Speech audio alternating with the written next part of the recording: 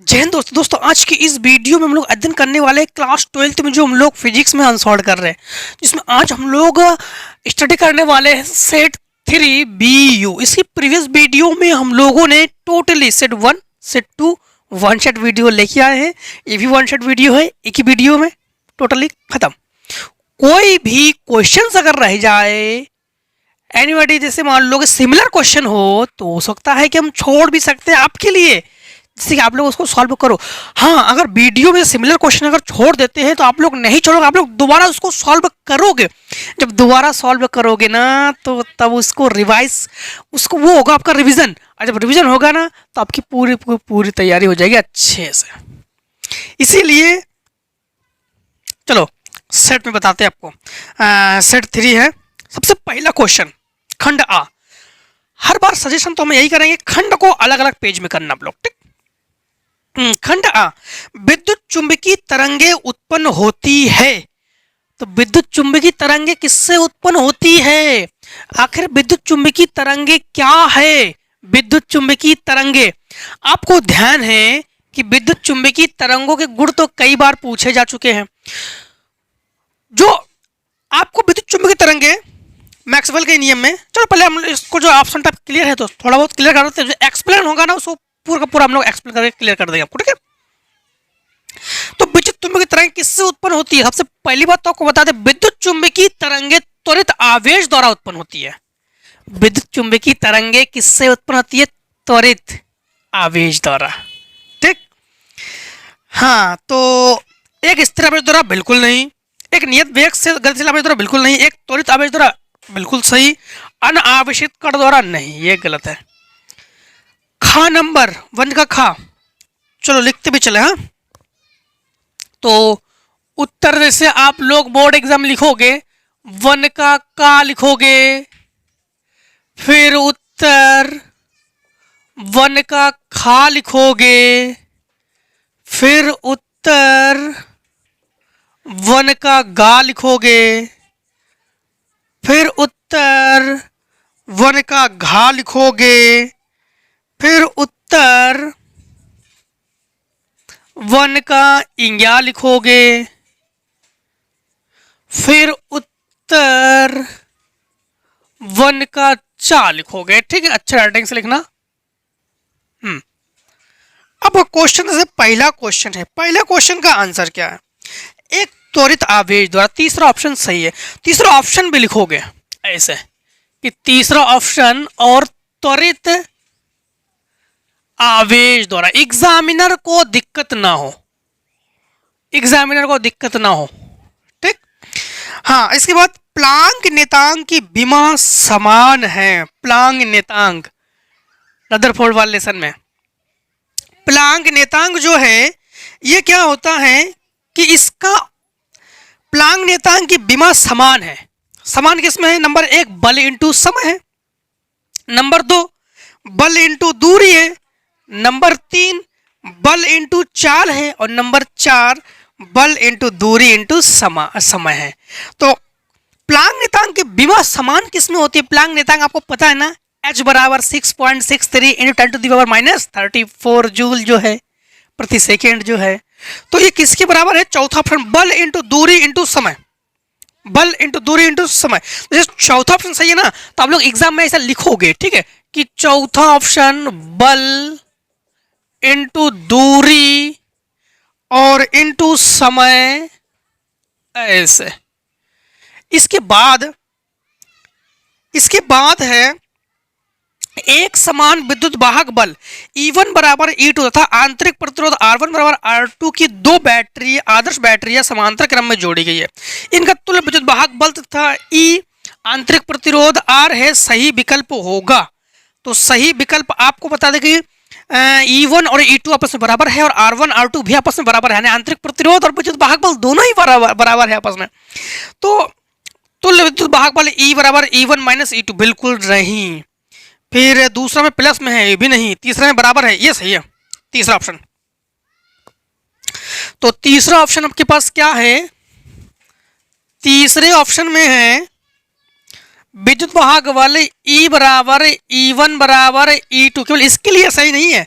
यहाँ पर क्या है जानते हो, यहाँ पर जो R है वो R1 जो है R से अधिक है और R2 भी R से अधिक है, इसीलिए। लेकिन अगर R अधिक हो जाए तो गलत है। क्वेश्चन नंबर आपका नेक्स्ट, जब शुद्ध अर्धचालक में अशुद्धि का अपमिश्रण मिला दिया जाता है तो उसे अर्धचालक को क्या कहते, नहीं चालकता।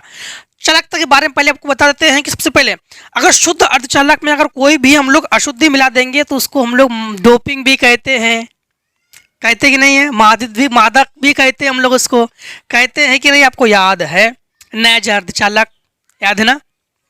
नैज अर्धचालक में क्या होता है कि हम लोग कुछ भी अशुद्धि नहीं मिलाते हैं, कोई भी अशुद्धि नहीं मिलाते हैं। अगर मिला देंगे तो उसको मादन डोपिंग कहेंगे।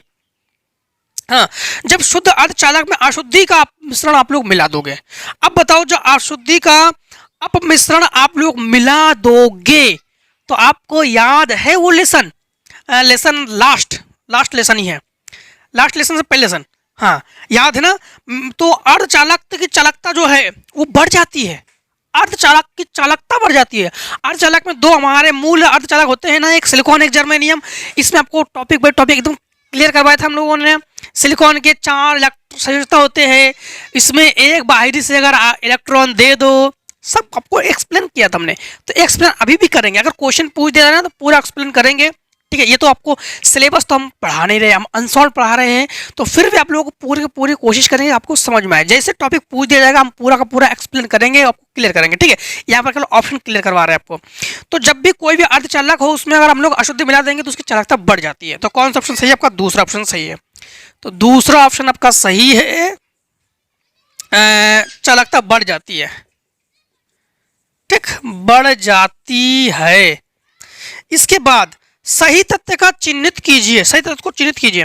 वोल्ट मीटर का प्रतिरोध कम होना चाहिए, बिल्कुल नहीं। वोल्ट मीटर का प्रतिरोध अधिक होना चाहिए, बिल्कुल सही, दूसरा ऑप्शन सही है आपका। वोल्ट मीटर का प्रतिरोध अधिक होना चाहिए, वोल्ट मीटर का प्रतिरोध अधिक होना चाहिए, दूसरा, ठीक है। इसके बाद एक क्वेश्चन छोड़ गया, एक ट्रांजिस्टर की उत्सर्जक धारा IE, संग्राहक धारा IC एवं आधार धारा IB होने पर तो IC का मान IC से कुछ कम होता है, तो पहला ऑप्शन सही है। तो पहला ऑप्शन आप लोग टिक कर लोगे, IC का मान IE से कुछ कम होता है, कुछ कम होता है। अच्छा ये बात है, हाँ यही बात है। देखो क्वेश्चन नंबर अब खंड बा करेंगे। खंड बा में है दूसरे का तो अब लिखोगे इसे उत्तर दूसरे का क्या लिखोगे, उत्तर 2 लिखोगे, का लिखोगे। उत्तर दूसरे के का में क्या है, चलो देखते हैं क्या है।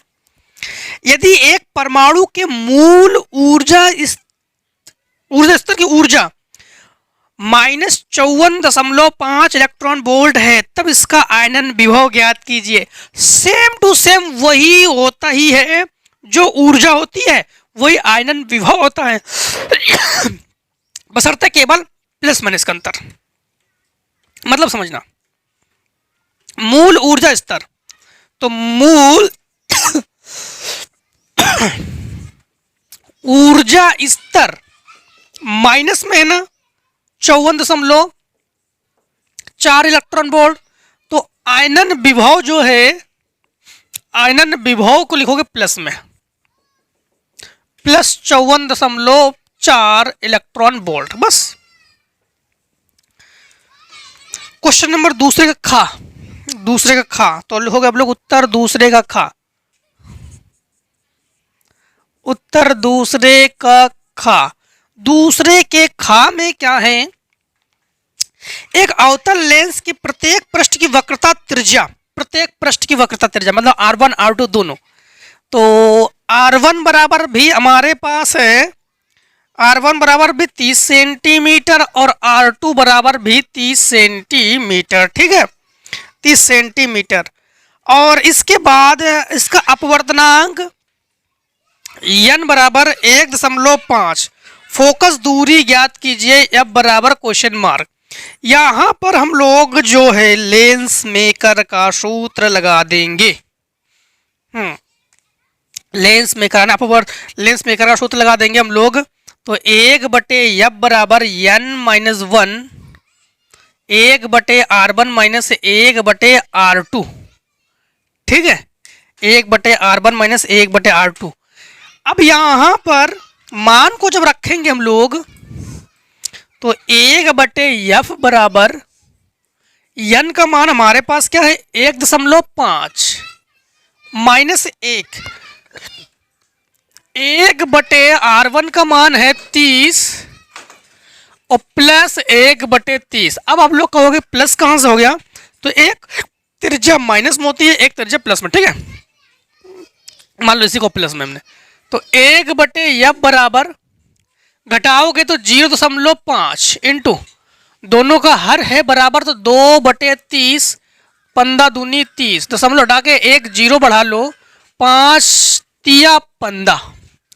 तो 1/f बराबर 1/30।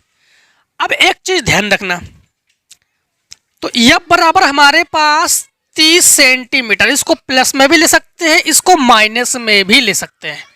अब प्लस माइनस इसलिए ले सकते हैं कि हमने इसे लिया माइनस, अगर इसे माइनस लेते तो माइनस में आंसर आता। ठीक है, इसीलिए हम लोग इसको दोनों कर सकते हैं। क्वेश्चन नंबर हम लोग करेंगे दूसरे का, नाभिक के द्रव्यमान संख्या से क्या तात्पर्य है, यह परमाणु क्रमांक से किस प्रकार भिन्न है। इस क्वेश्चन को आपको बताते हैं कि इस क्वेश्चन को ना हम सॉल्व करा चुके हैं।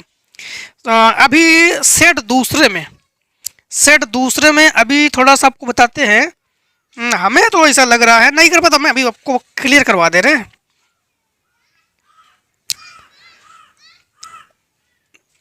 देखो यहां पर आप लोगों को जो है ना, चलो क्लियर करवा देते हैं आपको। हाँ, क्लियर करवाते दोबारा, ढूंढने में को टाइम लग जाए। लेकिन आई होप हमें लग रहा है कि आपको हम करवा चुके हैं। ठीक है ना, देखो तो आप लोग जो है ना हेडिंग क्या डालोगे, द्रव्यमान संख्या से क्या तात्पर्य है। तो हम लोग जो है उत्तर डाल लेंगे दूसरे का गा। तो उत्तर 2 और गा।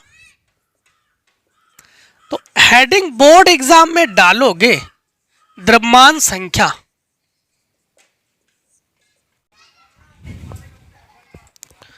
अब देखो द्रव्यमान संख्या किसे कहते हैं, फार्मूले समझो, फार्मूले से आपको बताते हैं। ठीक है, फार्मूले से बताते हैं कि द्रव्यमान संख्या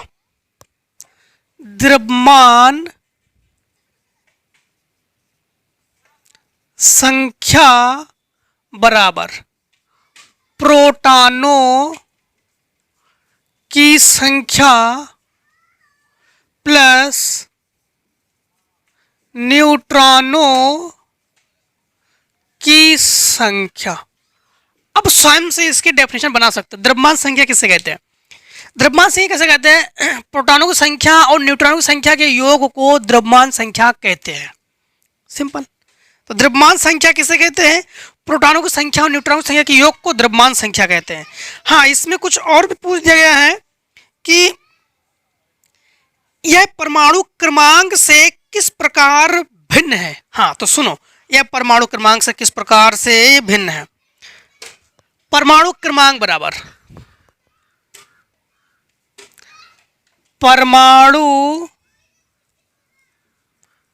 देखो फार्मूला अगर तैयार कर लोगे ना तो मस्त तरीके से आप लोग जो परिभाषा बना लोगे।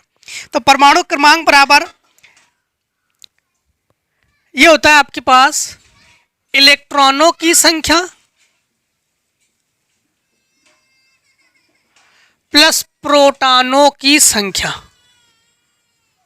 अब तो आपको क्लियर डाउट पूरा। देखो द्रव्यमान संख्या किसे कहते हैं, प्रोटॉनों की संख्या और न्यूट्रॉनों की संख्या के योग को द्रव्यमान संख्या कहते हैं।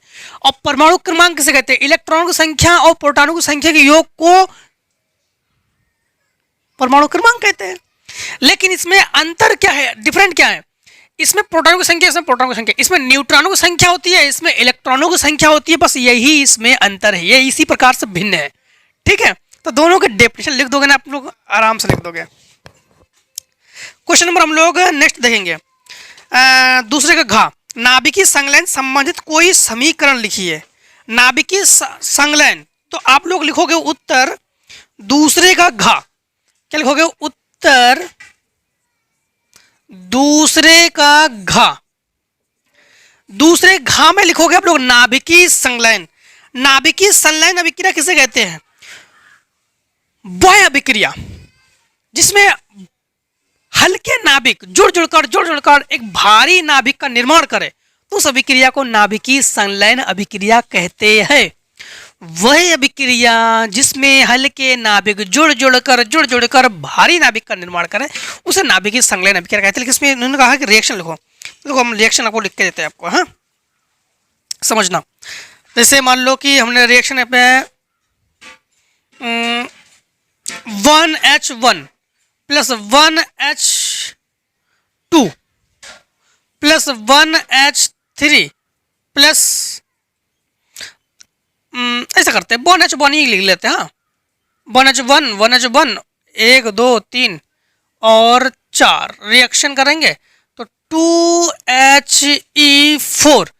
यहाँ पर देखो 1 2 3 4 है, 2 ये है, 2 से हम लोग गुणा करेंगे ये 2 और ये 2He4, ठीक, प्लस ऊर्जा। तो इसे देखो ये हल्के नाभिक मिलकर एक भारी नाभिक का निर्माण हुआ, तो इसे कहते हैं हम लोग नाभिकीय संलयन अभिक्रिया। अब देखो नेक्स्ट क्वेश्चन, चलो नेक्स्ट क्वेश्चन करते हैं। अब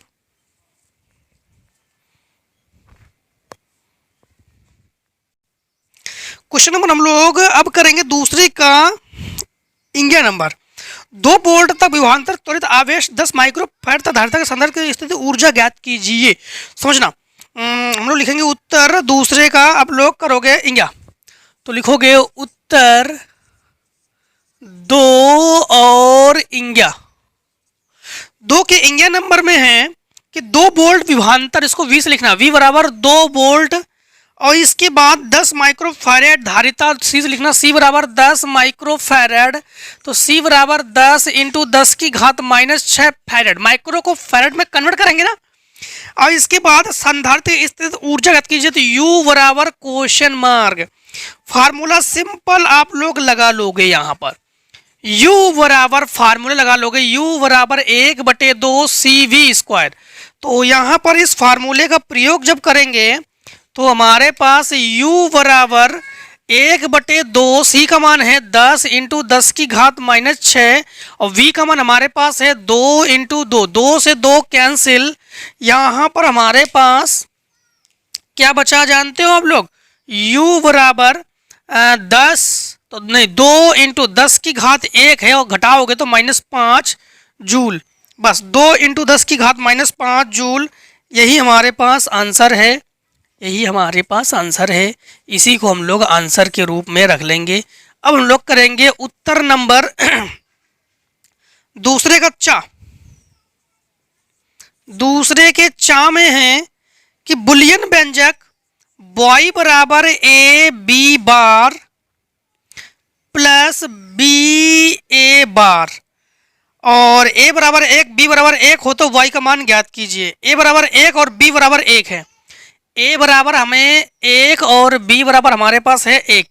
अब यहाँ पर थोड़ा सा समझना आप लोग, अगर इनटू में हो तो उसे एंड गेट कहते हैं, और अगर प्लस में हो तो उसे और गेट कहते हैं, और अगर डॉट हो, बार हो और डैश हो तो उसे नॉट गेट कहते हैं। सभी गेटों का मतलब समझना आप लोग। यहाँ पर हम लोग गेटों का के बारे में बताएंगे आपको। हाँ, तो जैसे यहाँ पर है a, यहाँ पर है b, तो a का मान 1 है और b का मान 1 है। तो समझना, सबसे पहले हमें चाहिए b पर बार और a पर बार। सबसे पहले a बार निकालो, तो a बार का मतलब है a का नहीं, अगर a ऑन है तो a बार का मतलब ये ऑफ है, तो इसको लिखोगे 0। और b बार का मतलब है ये ऑन है, तो इसको लिखोगे आप लोग 0। मतलब अगर एक चालू है, ये चालू है तो ये फिर ये बंद है। अब हम लोग इसको बनाएंगे क्या, पहले ए बी बार है ना, हाँ ए बी बार, तो ए बी बार का मतलब क्या है जानते हो? ये कौन सा गेट है आपके पास? एंड गेट है। एंड गेट में मतलब होता है ए और बी दोनों के दोनों चालू होना चाहिए, ए और बी दोनों के दोनों चालू होना चाहिए, मतलब ए और बी बार दोनों चालू होना चाहिए। तो ए और बी बार दोनों चालू नहीं है तो इसको हम लोग, इसमें से हम लोग इनपुट नहीं प्राप्त कर सकते। अब हम लोग निकालेंगे B A bar, B A बार, यानी बी ए बार का मतलब तो दोनों के दोनों चालू होना चाहिए, और का मतलब क्या होता है, एंड का मतलब क्या होता है, दोनों के दोनों चालू होना चाहिए। तो क्या बी और ए बार दोनों चालू नहीं है तो इससे इनपुट नहीं प्राप्त कर सकते। और इसके बाद है इसके बाद है, अच्छा इसको तो प्लस करेंगे अभी, यहाँ पर A bar, A B bar plus B A bar, तो A B bar plus B A bar जब हम लोग प्राप्त करेंगे, ठीक, बॉय इसे कहेंगे, तो मतलब ए और बी, इसका मतलब है ये और गेट, तो दोनों में से कोई एक ऑन होना चाहिए। क्या दोनों में से कोई एक ऑन है, तो नहीं है, तो इसका मान हो गया 0। तो हम लोग कहेंगे y बराबर जो हमारे पास ए बी बार है और बी ए बार है, इसका मान हो जाएगा 0। क्या इसका आंसर आपके इसमें अनसॉल्व में है, एक बार चेक कर लेते हैं। दूसरे का चा, तो दूसरे का चा, का है, खा है, घा है, चा है, 0, ठीक है। ठीक, अब देखो आप लोग क्वेश्चन नंबर करोगे तीसरा, खंड चेंज तीसरा, तो लिखोगे आप लोग उत्तर, उत्तर 3 लिखोगे, का लिखोगे। 3 के का में है, प्रदर्शित कीजिए कि न्यूटन प्रति कूलाम तथा वोल्ट प्रति मीटर, न्यूटन प्रति कूलाम वोल्ट प्रति मीटर एक ही भौतिक राशि के मात्रक है। उस भौतिक राशि का नाम लिखिए। पता है उस भौतिक राशि का नाम? उस भौतिक राशि को हम लोग दर्शाते हैं ई से, मतलब उसको हम लोग कहते हैं वैद्युत क्षेत्र। क्या कहते हैं? वैद्युत क्षेत्र। क्वेश्चन नंबर आप लोग करोगे तीसरे का खा, तो उत्तर डालोगे 3 और करोगे खा। 200 वोल्ट, इसको V से लिखना। 250 वोल्ट पर स्थित दूसरे बिंदु लो।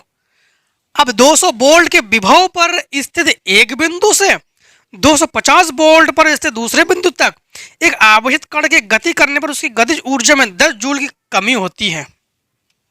उस कण का आवेश ज्ञात कीजिए। सुनना, V1 बराबर हमारे पास है 200 वोल्ट, V2 बराबर हमारे पास है 250 वोल्ट और 10 जूल की कमी होती है, तो U बराबर 10 जूल गतिज ऊर्जा में कमी होती है। और कण पर आवेश तो Q बराबर क्वेश्चन मार्क। अब देखो इसमें हम लोग फार्मूला लगाएंगे। फार्मूला कौन सा लगा देंगे? देखो फार्मूला लगा देंगे हम लोग V2 माइनस V1 बराबर W बटे Q। यहां पर ये ऊर्जा है, ठीक। अब समझना, यहां पर ये ऊर्जा है। V2 हमारे पास क्या है? 250, तो 250। V1 क्या है? 200। W बटे Q क्या है हमारे पास? नहीं, W का मान है, W का मान क्या है हमारे पास? 10, और Q का मान हमें नहीं पता, ठीक। ये घटाएंगे तो 50 बराबर 10 बटे Q, तो Q बराबर 10 बटे 50। 1 0 से 1 0 कैंसिल, तो Q बराबर 0.2 जूल, नहीं सॉरी, आवेश का मात्रा कूलाम, ठीक, कूलाम। अब देखो यहां पर तीसरे का हम लोग करेंगे। अब तो हम लोग गा करेंगे, खा कर चुके ना, गा करेंगे, तो लिखेंगे हम लोग उत्तर तीसरे का गा। तो उत्तर 3 लिखेंगे और गा लिखेंगे। तीसरे गा में क्या है? रदरफोर्ड के परमाणु मॉडल की 2 कमियों का उल्लेख कीजिए। तो हेडिंग क्या डालोगे? हेडिंग डालोगे रदरफोर्ड परमाणु मॉडल की कमियां, ठीक, रदरफोर्ड परमाणु मॉडल की कमियां। अब देखो कमियां क्या है इसमें? रदरफोर्ड के परमाणु मॉडल की 2 कमियां। एक तो रदरफोर्ड की परमाणु मॉडल में रेखीय स्पेक्ट्रम की व्याख्या नहीं की जा सकती है। नंबर दो, इसमें परमाणु के स्थायित्व के बारे में हम लोग व्याख्या नहीं कर सकते हैं। ठीक है, तो दो कमियां क्या है रदरफोर्ड की परमाणु मॉडल की? दो कमियां। कमी नंबर एक हमारे पास ये है कि रेखीय स्पेक्ट्रम की व्याख्या नहीं की जा सकती है। रदरफोर्ड के परमाणु मॉडल के अनुसार रेखीय स्पेक्ट्रम की व्याख्या नहीं की जा सकती है और परमाणु के स्थायित्व के बारे में हम लोग नहीं ज्ञात कर सकते। ये दो कमियां हैं। इसके बाद देखो तीसरे का घा, तो लिखोगे आप लोग उत्तर तीसरे का घा, उत्तर 3 और घा। तीसरे घा में क्या है? कार्य फलन की परिभाषा दीजिए। तो हेडिंग डालोगे कार्य फलन। कार्य फलन किसे कहते हैं? कार्य फलन के बारे में समझना। जैसे कोई भी धातु की पृष्ठ हो, जैसे मान लो कि ये कोई एक धातु है, ये कोई एक धातु है और इसके पृष्ठ में जब उच्च आवृत्ति की ऊर्जा, अगर आप उच्च आवृत्ति की ऊर्जा आपतित हो और इससे कुछ इलेक्ट्रॉन उत्सर्जित हो, कुछ इलेक्ट्रॉन उत्सर्जित हो, तो इससे हम लोग कहते हैं कुछ इलेक्ट्रॉन को उत्सर्जित करने के लिए जो भी ऊर्जा की आवश्यकता होती है उसे कार्यफलन कहते हैं। तो कार्यफलन किसे कहते हैं? जब किसी धातु की पृष्ठ से उच्च आवृत्ति की ऊर्जा आपतित हो तो उस धातु के पृष्ठ से कुछ इलेक्ट्रॉन उत्सर्जित होते हैं, उसे कार्यफलन कहते हैं। और कार्यफलन उसका मात्रक लिखिए। तो कार्यफलन का मात्रक क्या है? जूल। तो मात्रक आप लोग लिखोगे, मात्रक लिखोगे जूल। ठीक, हाँ। इसके बाद क्वेश्चन नंबर देखो चौथा का। चलो चौथे का करते हैं अब, तो इतनी को शॉर्ट कर लो आप लोग। अब देखो हम लोग करेंगे 4 का। 4 के का में क्या है? वायु के सापेक्ष किसी द्रव के अपवर्तनांक का वायु में प्रकाश की चाल तथा द्रव में प्रकाश की चाल से संबंधित व्यंजक लिखिए। द्रव में स्थित किसी वस्तु की आभासी गहराई के सूत्र निगमन कीजिए। देखो इसको हमने पहले से ऑलरेडी कर दिया, ठीक है, कि ज़्यादा समय की बचत के लिए, क्योंकि लॉन्ग वीडियो भी है, ये भी काफ़ी सारे क्वेश्चंस भी है, सिमिलर क्वेश्चंस तो है नहीं, सारे के सारे क्वेश्चन करने भी हैं, आप लोग समझ जाओगे। देखो सबसे पहले क्वेश्चन क्या है? वायु के सापेक्ष द्रव के अपवर्तनांक। तो सबसे पहली बात तो जैसे हम लोगों ने एक पात्र लिया, उसमें हम लोगों ने क्या लिया? जल लिया। इस पात्र में क्या है? इस पात्र में है जल, ये है पात्र में जल। ठीक, अब यहां से इस पात्र की जो गहराई है वो है h मीटर, हम लोगों ने मान लिया इस पात्र की गहराई है h मीटर। इस पात्र में जैसे ही हम लोग कुछ डालेंगे, कोई भी वस्तु डालेंगे, तो उसकी एग्जैक्ट लंबाई हम लोग कुछ हटके देखेंगे। जैसे आप लोग पेंसिल डालो या लकड़ी डालो तो उसकी जो लंबाई है ना कुछ हटके देखोगे, इसे कहते हैं अपवर्तन। तो इसकी जो ये तो वास्तविक गहराई है, ये क्या है? वास्तविक गहराई। आभासी गहराई एग्जैक्ट हम लोगों ने मान लिया कि ये हम लोग इतनी लंबाई देखेंगे, तो यहां से यहां तक की जो लंबाई है वो हम लोगों ने मान लिया h डैश। तो h डैश जो है ये आभासी गहराई। फिर से एक बार, जैसे एक पात्र में हम लोग कांच के गिलास लो, कांच के गिलास में आप लोग इस मार्कर को डाल दो या पेंसिल को डाल दो, तो ये कुछ हटके देखोगे, इसकी एग्जैक्ट लंबाई नहीं देखोगे। तो ये होती है वास्तविक लंबाई और आभासी लंबाई में अंतर, यानी वास्तविक गहराई और आभासी गहराई में अंतर। तो ये हम लोगों ने आभासी गहराई को मान लिया h डैश से। यहां तक कि जो हम लोगों ने वस्तु डाली है उस वस्तु की लंबाई l, और वस्तु का नाम हमने LP दे दिया जिसकी लंबाई h है, और उसको हम लोग देख रहे हैं m और n, कुछ हटके देख रहे हैं, तो ये हम लोग अपवर्तन देख रहे हैं। और कोई वस्तु को मुड़ने के लिए अभिलंब चाहिए, तो ये हम लोगों ने अभिलंब डाला यहाँ पर, तो ये अभिलंब है और यहाँ से हम लोग देख रहे हैं। ठीक है, क्लियर है ये। अब आपतन कोण को हम लिखते हैं हम लोग I से, अपवर्तन कोण को लिखते हैं R से। स्नेल का नियम हम लोग पढ़ चुके हैं। तो स्नेल का नियम होता है साइन I बटे साइन R, जहां बराबर होता है नियतांक या n, जो कि है अपवर्तनांक। ठीक, हाँ। तो यहां पर WNA, W का मतलब है वाटर अपवर्तनांक, और ये है एयर, मतलब जल के सापेक्ष वायु का अपवर्तनांक हम लोग जानते हैं साइन I बटे साइन R। ठीक, हम लोग जानते हैं कि डब्ल्यू एन ए जो है ये व्युत्क्रम होता है ए एन डब्ल्यू। तो अगर इसको ए एन डब्ल्यू बदलेंगे, इसको उल्टा करेंगे तो इसको उल्टा कर देंगे। समीकरण एक, साइन थीटा बराबर फार्मूला जानते हो ना, लंब बटे कण, लंब बटे कण, लंब बटे कण, यानी साइन थीटा बराबर ओ क्यू बटे पी क्यू। ओ क्यू ये हमारे पास लंब है, ये हमारे पास लंब है, ये हमारे पास लंब है, लंब, और पी क्यू, पी क्यू ये हमारे पास कण है, ये हमारे पास लंब है। देखो इस प्रकार से है, ये यूं है, तो ये हमारे पास लंब है और ये हमारे पास कण है, ये हमारे पास क्या है, कण है। तो लंब बटे कण अर्थात ओ क्यू बटे पी क्यू। साइन आर, यहां से आपतन कोण ये है, इसीलिए लिया हम लोगों ने, ये आपतन कोण है और ये अपवर्तन कोण है। साइन आर ओ क्यू बटे पी डैश क्यू, देखो पी डैश क्यू लोगे आप लोग, पी डैश क्यू, तो ओ क्यू बटे पी डैश क्यू, लंब बटे कण। तो अब की बार ये कण है, ये कण है, ठीक। तो यहां पर हम लोगों ने समीकरण एक से समीकरण एक में दोनों के मान को रख दिया हम लोगों ने।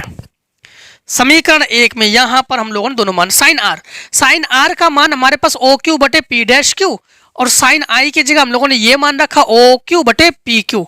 ओ क्यू से ओ क्यू कैंसिल। अब यहां पर पी क्यू बटे पी डैश क्यू, इसको ऊपर ले जाओगे ना, और इसको समीकरण दो मान लिया हम लोगों ने। अब बिंदु ओ और क्यू अत्यंत निकट हो, ओ और क्यू समझना आप लोग, ठीक। ओ और क्यू बहुत अगर अत्यंत निकट हो, तो निकट में अगर सूक्ष्म लंबाई हो तो आप लोग पता है P O P Q, P O P Q के लगभग बराबर, P dash Q P dash O के बराबर, P dash Q P dash O के लगभग बराबर है, ठीक। ऐसे कंडीशन में समीकरण दो से ए एन डब्ल्यू बराबर पी ओ बटे पी डैश ओ, समीकरण दो से पी क्यू के जगह हम लोग पी ओ लिख सकते हैं और पी डैश क्यू के जगह हम लोग पी डैश ओ लिख सकते हैं। इसका मतलब है पी ओ क्या है, वास्तविक गहराई, पी डैश ओ क्या है, आभासी गहराई। तो पी ओ को हम लोग लिख सकते हैं एच से, क्योंकि पी ओ टोटल हमारे पास एच है ना, ये एच, तो एच से लिख सकते हैं। और पी डैश ओ ये है, पी डैश ओ देखो, पी डैश ओ यहां से यहां तक की हमारे पास एच है, ठीक है। तो इसको लिख सकते हैं हम लोग यहां से यहां तक की, तो इसे लिख सकते हैं हम लोग एच से, तो एच डैश से, तो एच डैश। तो यही मान यहां पर रखेंगे हम लोग, वास्तविक गहराई की जगह एच, आभासी गहराई की जगह एच। तो ये तो हम लोगों ने फर्स्ट कंडीशन में जो हमारे पास है अपवर्तनांक के लिए, ये तो हम लोगों ने ज्ञात कर लिया, ठीक है। अब आभासी विस्थापन हमारे पास डी बराबर, देखो आभासी विस्थापन डी बराबर, ये जो पी और पी डैश है ये हमारे पास आभासी विस्थापन, जिसको लिख सकते हैं हम लोग H minus H dash, total से इतने को घटा देंगे तो H minus H dash, D बराबर एच माइनस, और एच डैश की जगह हम लोग एच बटे ए एन डब्ल्यू लिख सकते हैं। कैसे, अब समझना आप लोग कि यहां पर हम लोग कैसे लिख सकते हैं। यहां से देखो एच डैश को यहां पहुंचा दो और इसको यहां पहुंचा दो, तो इसके जगह हम लोग ये मान लिख सकते हैं, एच ले लो कॉमन, तो 1 minus 1 upon A N W, या तो फिर इसके जगह अपवर्तनांक एन लिखो, बात एक ही है। तो बस यही निगमन है, यही पूछा गया तुमसे, यही हम लोगों ने किया है। अब देखो नेक्स्ट क्वेश्चन, तो इतने को नोट कर लो।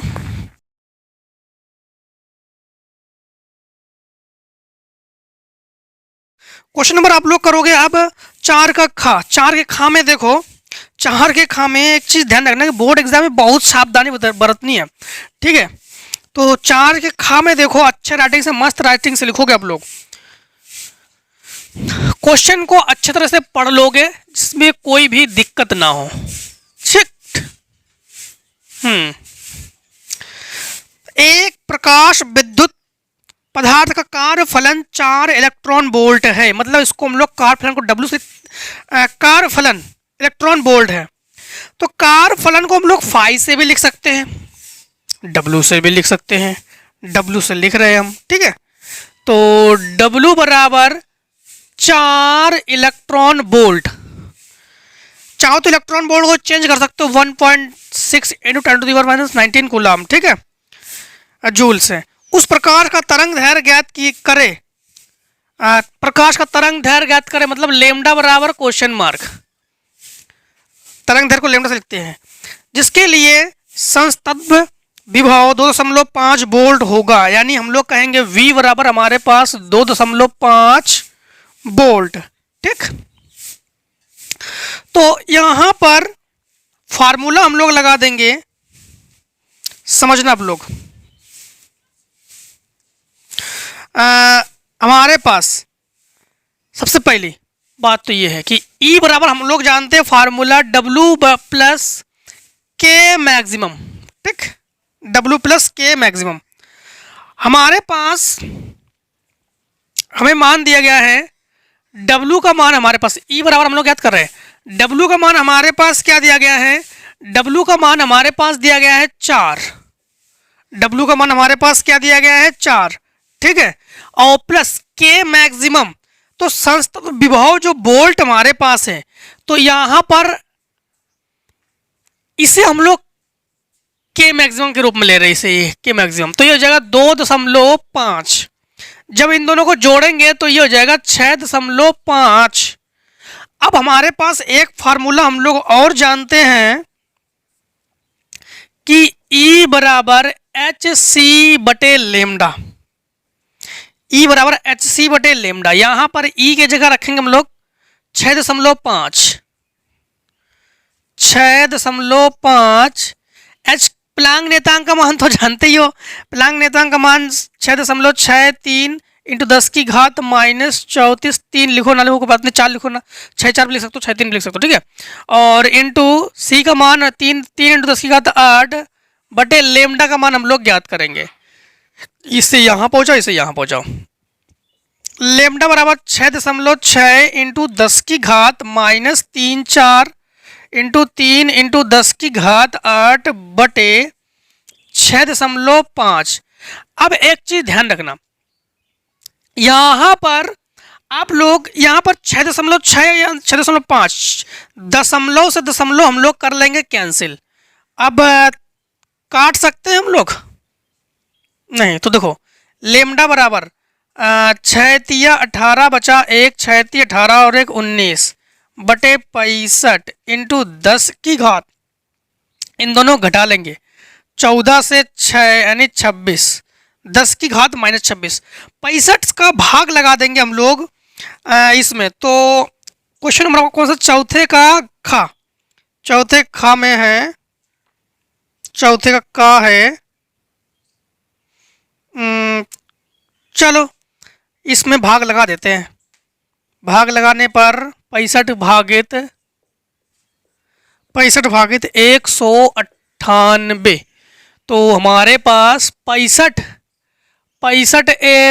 कितने बार, 3 बार, 5 तिया 15 बचा 1, 6 18 19, 3 बार, 5 तिया 15 बचा 1, 6 तिया 18 और 1 19, 3 दशम लगा के 0 बढ़ा लो, भागना खाई 0 दशम लगाए 0 बढ़ा सकते हैं, 65 6 पंचे 30 लगभग 4 बार, तो हम लोग लिखेंगे इसको लेमडा बराबर 3.04, ठीक, 3.04। अब यहां पर 10 की घात माइनस 26, ये हो जाएगा आपके पास मीटर में। और अगर इसको मीटर से एंगस्ट्रॉम वगैरह नैनोमीटर वगैरह चेंज करना चाहो तो आप लोग चेंज कैसे कर सकते हो, कभी हम लोगों ने इलेक्ट्रॉन वोल्ट को तो चेंज नहीं किया था।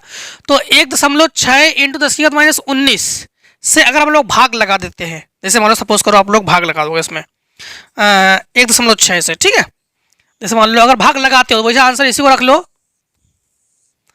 जैसे 304 भागित 16, ठीक, तो 16 एकम 16, तो बचा आपके पास 10 से 4 1 दशमलव 16 निमक 44, 16 निमा 144, ठीक, 44 19, तो लगभग आपके पास जब इसको भाग लगाओगे और कैंसिल आउट वगैरह करोगे, क्योंकि 304 दशमलव वगैरह तो है ना, दशमलव वगैरह है, तो ये आ जाएगा आपके पास लेमडा बराबर 1904 एंगस्ट्रॉम।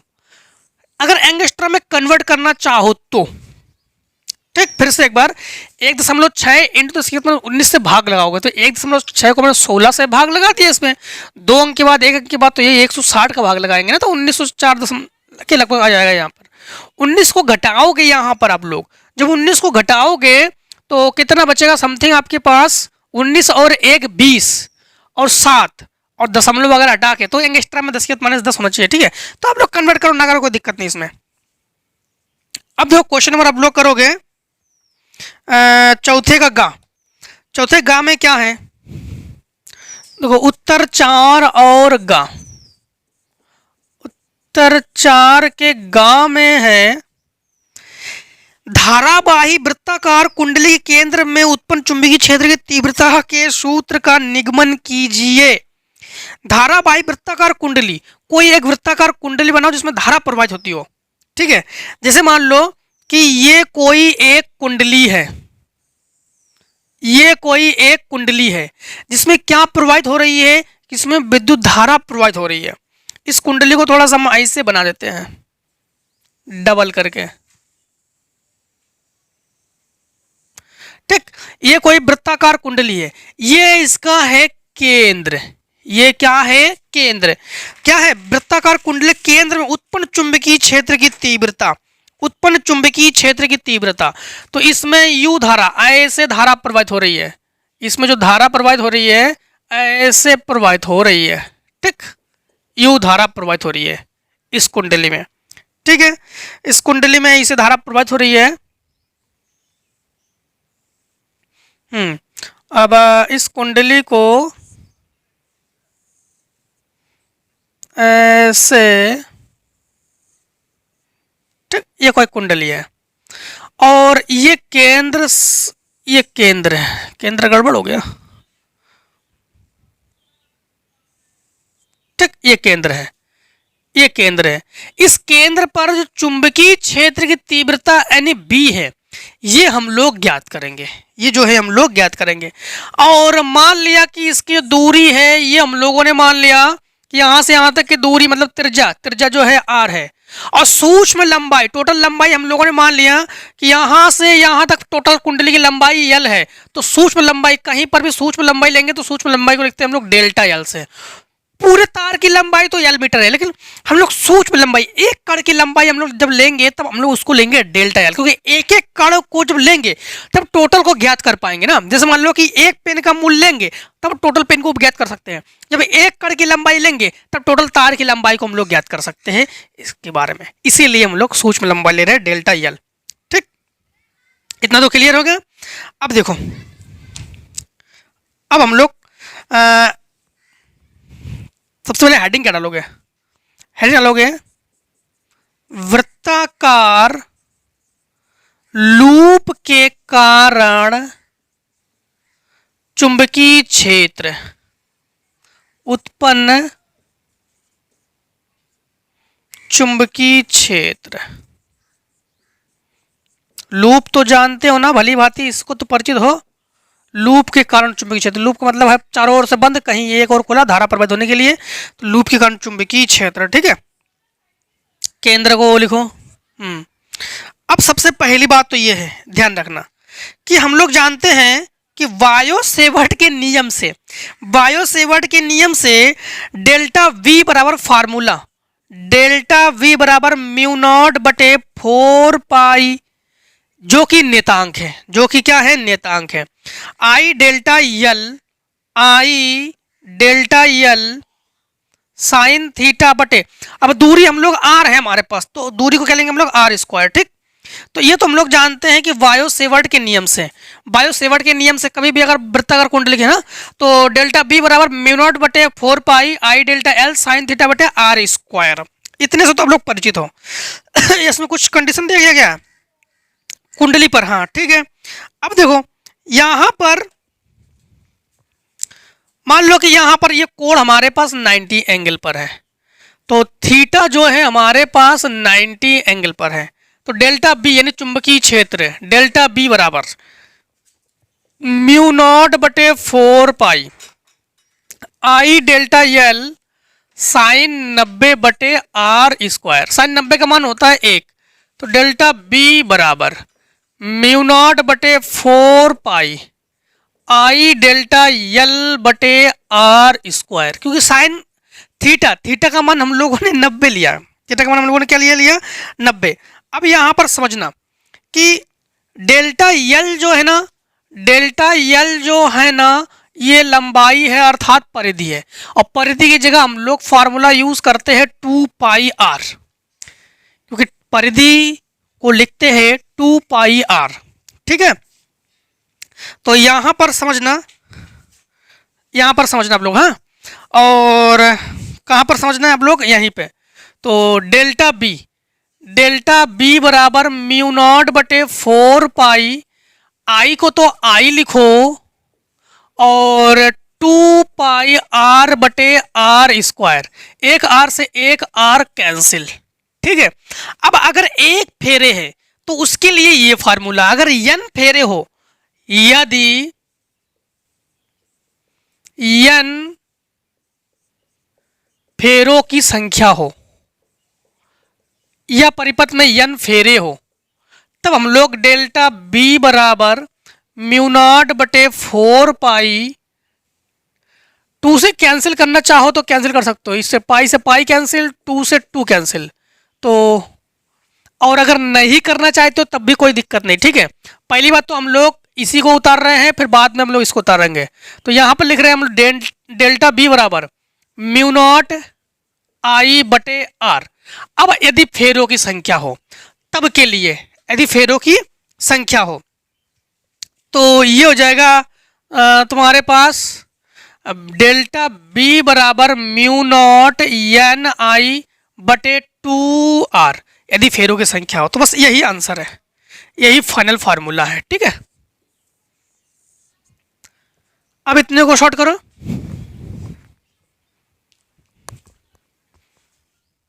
अब देखो क्वेश्चन में आप लोग करोगे 4 का घा। 4 के घा में क्या है कि प्रिज्म कोण 60 अंश वाले प्रिज्म में प्रकाश किरण डालने पर न्यूनतम विचलन कोण 30 अंश प्राप्त होता है। प्रिज्म के प्रधार का अपवर्तनांक ज्ञात कीजिए। देखो क्वेश्चन 4 के घा में क्या है, तो उत्तर 4 और घा। 4 के घा में है प्रिज्म कोण 60 अंश वाले, प्रिज्म कोण 60 अंश वाले, यानी ए बराबर हम लोग लिखेंगे 60 अंश, और इसके बाद है न्यूनतम विचलन कोण 30 अंश है। तो विचलन को लिखते हैं हम लोग डेल्टा यम से, तो डेल्टा यम बराबर हमारे पास है 30 अंश, और इनका कहना अपवर्तनांक ज्ञात कीजिए, तो n बराबर क्वेश्चन मार्क। अब यहाँ पर अपवर्तनांक के लिए फार्मूला लगा देंगे हम लोग, n बराबर साइन ए प्लस डेल्टा यम बटे 2 पूरे का बटे साइन ए बटे 2, ठीक।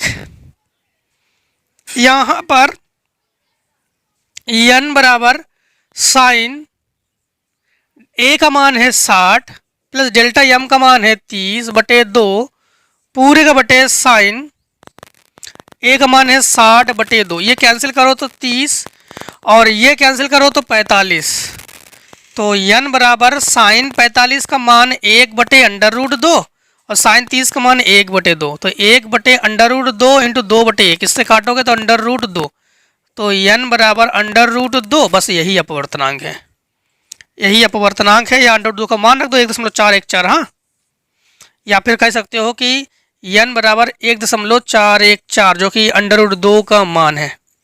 अब देखो क्वेश्चन नंबर आप लोग 4 का इंगिया नंबर, तो लिखोगे उत्तर 4 और इंगिया। 4 के इंगिया नंबर में है चित्र के अनुसार, चित्र में इस प्रकार से चित्र है ए सी बी, ए सी बी, ए सी और बी, ठीक। यहाँ पर 4 मीटर, यहाँ पर 3 मीटर, अर्थात तो फिर ये 5 मीटर। तो चित्र में ए बी सी समकोण त्रिभुज में अपने तल से 2 मीटर प्रति सेकंड की एक समान चाल से, तो चाल क्या है, चाल जो है 2 मीटर पर सेकेंड की चाल से, ठीक है, चाल से गति करता है तल के लंबवत b बराबर 0.5 टेस्ला। तो b बराबर हमारे पास है 0.5 टेस्ला चुंबकीय क्षेत्र लगा है। तार के लिए ए बी सी, ए सी और ए बी के सिरों की मध्य विद्युत वाहक बल करेंगे। तो विद्युत वाहक बल हम लोग एक बार ज्ञात करेंगे बी सी, एक बार ज्ञात करेंगे हम लोग ए सी, एक बार ज्ञात करेंगे हम लोग ए बी, 3 बार ज्ञात करेंगे। तो समझना, सबसे पहले विद्युत वाहक बल के लिए फार्मूला क्या होता है, विद्युत वाहक बल के लिए E बराबर बी एल वी, ठीक, ये फार्मूला होता है। लेकिन हम लोग यहाँ पर 3 बार लगाएंगे।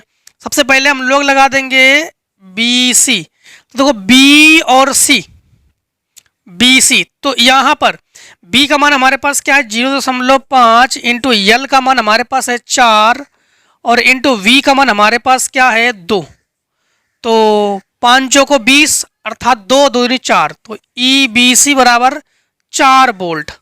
ठीक, कितने हो जाएगा 4 वोल्ट। क्वेश्चन नंबर आपका कौन सा था, चौथे का इंडिया नंबर ही तो है। अब इसके बाद हम लोग ज्ञात करेंगे ए सी, तो ई ए सी, तो ए सी तो 3, तो यहां पर 0.5 इंटू यल का मान 3 है और वी का मान तो 2 है, तो 3 दूनी 6, 6 पंचे 30 अर्थात ई ए सी बराबर 3 वोल्ट। और इसके बाद हम लोग ज्ञात करेंगे ए बी, तो ई ए बी, तो वी एल वी, तो वी का मान तो हमारे पास 0.5 ही है, यल का मान ए बी तो 5 और into B L V, V का मान हमारे पास क्या है, बी का मान हमारे पास है 2, तो 5 दूनी 10 यानी 5 दूनी 10 और 10.5 ही बचेगा, तो ई ए बी बराबर 5 वोल्ट। बस तीनों हम लोगों ने अलग अलग ज्ञात कर लिया। एक हम लोगों ने ये ज्ञात किया हम लोगों ने, एक हम लोगों ने ये ज्ञात किया हम लोगों ने, और एक हम लोगों ने ये ज्ञात कर लिया। ठीक है, अब देखो क्वेश्चन नंबर नेक्स्ट में है कि एक क्वेश्चन नंबर 5 है, एक उत्तल लेंस से 15 सेंटीमीटर पर स्थित वस्तु रखी है और इसकी प्रतिबिंब लेंस से दूसरी ओर 30 सेंटीमीटर दूर पर बनता है। जब एक अवतल लेंस को इस उत्तल लेंस के संपर्क में रख दिया जाता है तो प्रतिबिंब 30 सेंटीमीटर आगे खिसक जाता है, तो दोनों लेंसों की फोकस दूरी ज्ञात कीजिए। देखो दोनों लेंसों की फोकस दूरी हम लोग ज्ञात करेंगे। सबसे पहली बात तो ये है, लिखेंगे उत्तर 5 और का, उत्तर 5 और का। कुछ स्टूडेंट्स हमारे क्या करते जानते हो, कुछ स्टूडेंट क्या करते हैं वीडियो को cut cut cut cut pause pause करके जहां पर स्क्रीनशॉट लेने की बात की जाती है वहां पर पहुंच जाते हैं, तुरंत मारते स्क्रीनशॉट और खटाक से कॉपी में नोट, समझ ही नहीं पाते क्या हुआ। समझना बहुत जरूरी है, समझोगे ना तो बोर्ड एग्जाम में बना के भी लिख सकते हो, क्योंकि साइंस कभी ये नहीं कहती कि हमारे पास ऐसा ही है। साइंस कह देती है कि जैसा आप लोग समझ पाओ वैसे समझ के लिखो, थोड़ा बहुत टॉपिक सही हो, हम वही, हमारा आंसर वही है। इसलिए साइंस को, चाहे वो बायोलॉजी हो, चाहे फिजिक्स हो, चाहे केमिस्ट्री हो, कोई भी साइंस हो, ठीक, तो साइंस के पार्ट्स है, कोई भी साइंस हो, साइंस में केवल आप लोगों टॉपिक को पकड़नी है, बस टॉपिक को पकड़ो, बाकी सब तो क्लियर हो ही जाएंगे, है ना। इसीलिए वीडियो को वहां तक मत ले जाओ, वीडियो को समझो तब तो मजा आएगा ना। हाँ, तो देखो एक उत्तल लेंस 15 सेंटीमीटर दूरी पर, उत्तल लेंस 15 सेंटीमीटर दूर पर बस बिंदु वस्तु रखी है। सबसे पहले एक उत्तल लेंस बनाते हैं, एक उत्तल लेंस, ये उत्तल लेंस है जो किनारों पर पतला बीच में मोटा, और ये इसकी मुख्य अक्ष है, और इसकी जो दूरी है, डिस्टेंस है कितनी है 15 सेंटीमीटर। ठीक, डिस्टेंस जो है ये 15 सेंटीमीटर। ठीक है, बस तो इसका प्रतिबिंब लेंस के दूसरी ओर 30 सेंटीमीटर दूरी पर बनता है, 30 सेंटीमीटर दूरी पर बनता है इसका प्रतिबिंब लेंस के दूसरी ओर, प्रतिबिंब लेंस के दूसरी ओर 30 सेंटीमीटर की दूरी पर बनता है। ठीक है, और यहाँ पर इनका कहना है कि फिर आगे खिसक जाता, दोनों लेंसों की फोकस दूरी ज्ञात करो, दोनों लेंसों की फोकस दूरी ज्ञात करो। तो u बराबर सबसे पहले आप लोग लिखोगे -15 सेंटीमीटर। चलो चित्र हटाओ, चित्र आप समझ जाओगे।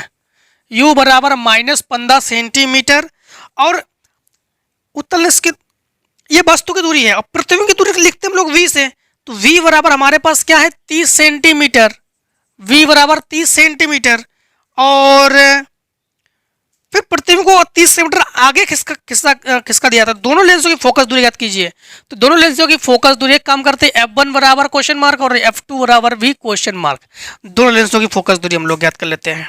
ठीक, सबसे पहली बात तो ये है कि हम लोग फार्मूला लगा देंगे 1/f बराबर 1/v माइनस 1/u, 1/u। यहाँ पर प्रथम फोकस के लिए हम लोग ज्ञात कर रहे हैं, तो 1/F1 बराबर 1 हमारे पास 30 माइनस माइनस प्लस 1/15। तो 1/F1 बराबर दोनों का एलसीएम 30, 30 एकम 30, 15 दूनी 30 अर्थात 3/30 कैंसिल करके 10। तो F1 बराबर हम लोग कहेंगे 10 सेंटीमीटर। ये तो हम लोगों ने F1 ज्ञात कर लिया। हम लोगों ने F1 हमारे पास क्या है 10 सेंटीमीटर।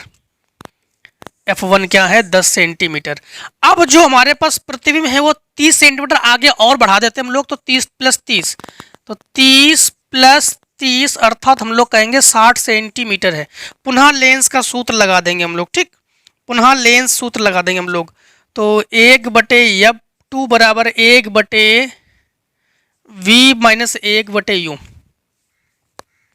तो यहाँ पर 1/V माइनस 1/U, तो 1/F2 बराबर 1/60 माइनस 1/-15 माइनस माइनस प्लस। ठीक, तो 1/F2 बराबर 1/60 प्लस 1/15।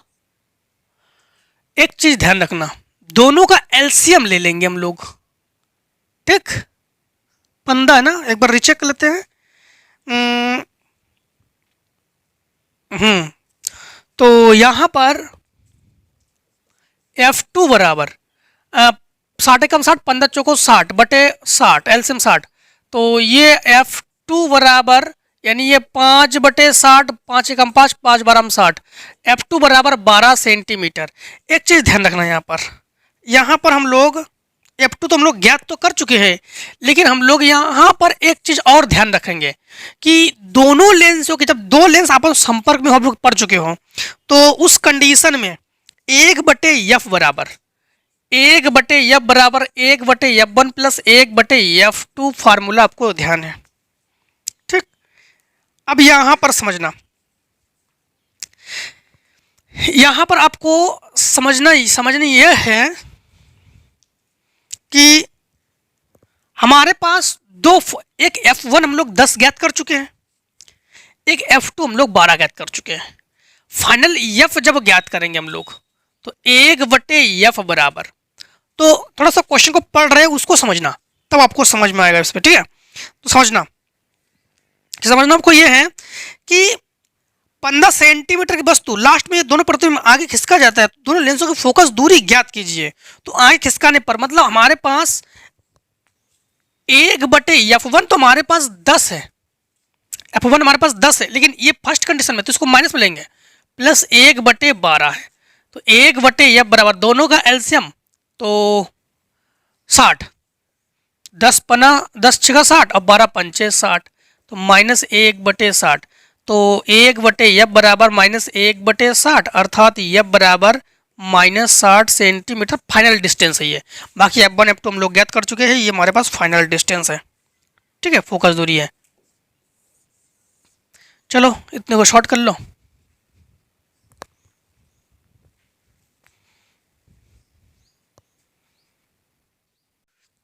अब देखो क्वेश्चन में आप लोग 5 में खा करोगे। परावर्ती दूरदर्शी किरण आरेख खींचिए। तो परावर्ती दूरदर्शी का किरण आरेख इस प्रकार से खींचकर आप लोग लिखोगे, इसकी कार्य विधि स्पष्ट कीजिए तथा इसकी तुलना अपवर्ती से कीजिए। तो परावर्ती की तुलना अपवर्ती से करोगे तो परावर्ती में जो इस प्रतिबिंब है ना वो बहुत अच्छा चमकीला बनता है उसमें प्रतिबिंब, और अपवर्ती में चमकीला नहीं बनता है। परावर्ती में और क्या होता है कि वर्णविथपन, यानी वर्णविथपन मतलब रंगों को अच्छे से पहचान सकते हैं हम लोग, लेकिन अपवर्ती में नहीं पहचान सकते हैं। ठीक है, तो इसे कहते हैं वर्णविप्तन। वर्णविप्तन दोष नहीं होता है, वर्णविप्तन दोष नहीं होता है परावर्ती में, बल्कि अपवर्ती में ये दोष होता ही है। इसीलिए बस यही अंतर इन दोनों में। क्वेश्चन नंबर आप लोग करोगे 5 में गा। दर्शाए गए चित्र में 10 ओम प्रतिरोध में प्रवाहित धारा की गणना कीजिए। तो देखो आप लोग करोगे उत्तर 5 में गा। तो उत्तर 5 और गा में है, 5 के गा में है। इस प्रकार से आपके पास चित्र है, इस प्रकार से यहां पर 10 ओम है, यहां पर 6 ओम है। अब देखो इसमें हम लोग किरचॉफ का नियम लगा देंगे। ठीक है, किसका नियम लगा देंगे, किरचॉफ का। थोड़ा समझना, आप लोगों ने क्या किया कि यहाँ से प्लस इससे किया, धारा को इधर से ले गए, ठीक है। इधर से जब धारा इधर से जाएगी तो आई धारा जाएगी, आई धारा जाएगी, आई धारा जाएगी, ये आई माइनस आई वन धारा हो जाएगी, क्योंकि यहाँ पर ये आई वन धारा प्रवाहित होगी। यहाँ पर जाकर आई, इन दोनों को जोड़ोगे तो आई वन से आई वन कैंसिल, आई धारा प्रवाहित होगी। इस प्रकार से परिपथ कंप्लीट हो जाएगी इस प्रकार से, क्योंकि हम लोग किरचॉफ का नियम लगाने वाले हैं यहाँ पर। तो हम लोग लगा देंगे किरचॉफ के नियम से। तो किरचॉफ के नियम से, किरचॉफ के नियम सबसे पहले देखो, ये 6 और इसमें धारा I minus I one plus हमारे पास ये 10, ठीक। 10I1 बराबर हमारे पास 3, गुणा करोगे 6I minus 6I1 plus 10I1 बराबर 3, घटा लोगे तो 6I प्लस 4I1 बराबर 3, समीकरण 1। अब पुनः हम लोग किरचॉफ के नियम से पुनः ध्यान रखना कि 6 ये तो है हमारे पास, I minus I one plus ये हमारे पास क्या है 3I, तो 3I बराबर हमारे पास क्या है 4.5, 3 ले लेंगे हम लोग कॉमन, तो ये हमारे पास 3 दूनी 6I minus I one plus I बराबर 3, 3 एकम 3 बचा 1, 3 बचे 15, 1.5। अंदर गुणा करोगे तो अंदर गुणा करने पर ये हम लोग लिखेंगे 2I minus 2I1 plus I 3I, ठीक है, बराबर हमारे पास 1.5। तो ये हम लोग जोड़ लेंगे तो 3I, तो 3I माइनस 2I1 बराबर 1.5, समीकरण 2। समीकरण 1 और 2 को जोड़ने पर, ठीक, तो हमारे पास एक क्या है 6I प्लस 4I1 बराबर 3। लेकिन यहाँ पर हम लोग देख पा रहे 2, समीकरण 2 में हम लोग 2 से गुणा करेंगे, समीकरण 2 में 2 से गुणा कर लो, ठीक। तो 3 दूनी 6I प्लस 2 दूनी 4I1 बराबर 15 दूनी 30, 3, ठीक। अब इनसे ये कैंसिल, 6 6 12I बराबर 3 3 6, तो I बराबर 6/12, तो अर्थात 6 1/2, I बराबर 1/2 एम्पियर। अब इनका कहना क्या था,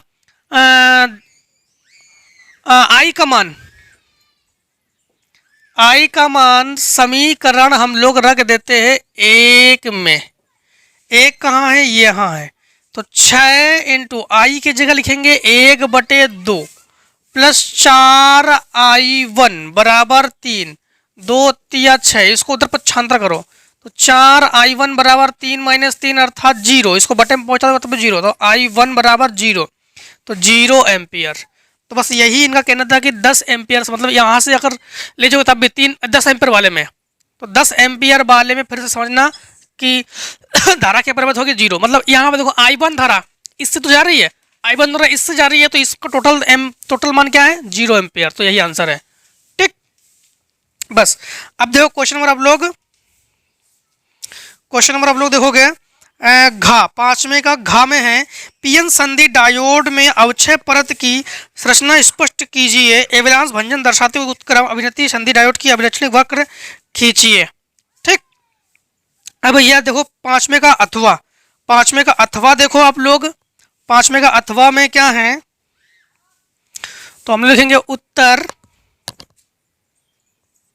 5वें का अथवा का मतलब जानते हो, 5 का घा का अथवा,